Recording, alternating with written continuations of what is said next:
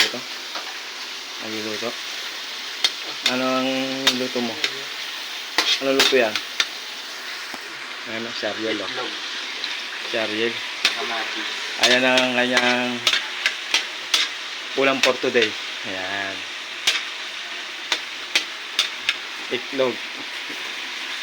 Ayan daw po yung pinakamahirap na lutuin. Bali ang ginawa niya muna ay nagano muna siya ng sibuyas, kamatis, sa prito. Ayan. Ayan. Masarap daw magluto to, sabi niya mama. Ayan. Sopan.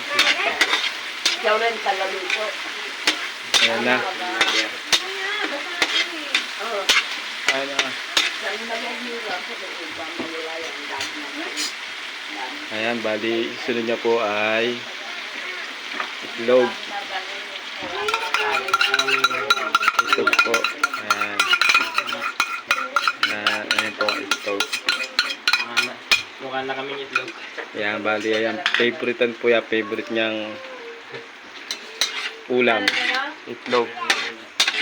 Tipid budget. Ayan. Ay, nakakalo niya muna. Anong ulam yan? Ha? Kamatis. Kamatis. Sa itlog.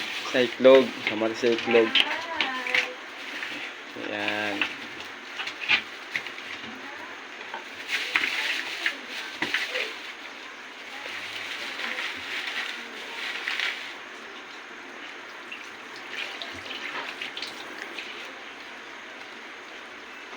Dahil may sakit si Papa, ito ang tagaluto namin ngayon. Ayan.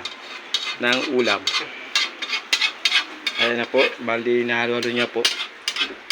Bali, para ano.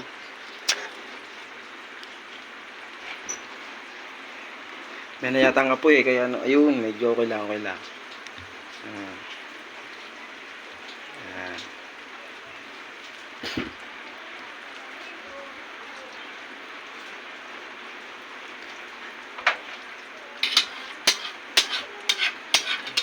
At ito yung ulam na matagal maluto.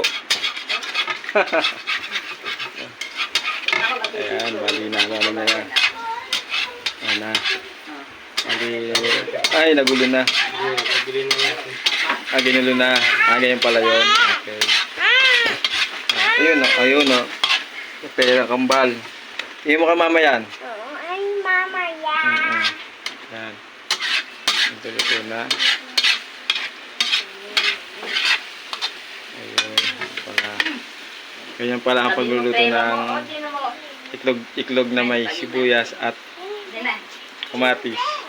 Nalagyan mo dyan. Kapita ka ba mawala? Pera niyo yan ba? O na? Bakit? O, tingisa kayo niyan. Elisa? Pera niyo yan. Tingisa kayo. Okay, thank you for watching. Follow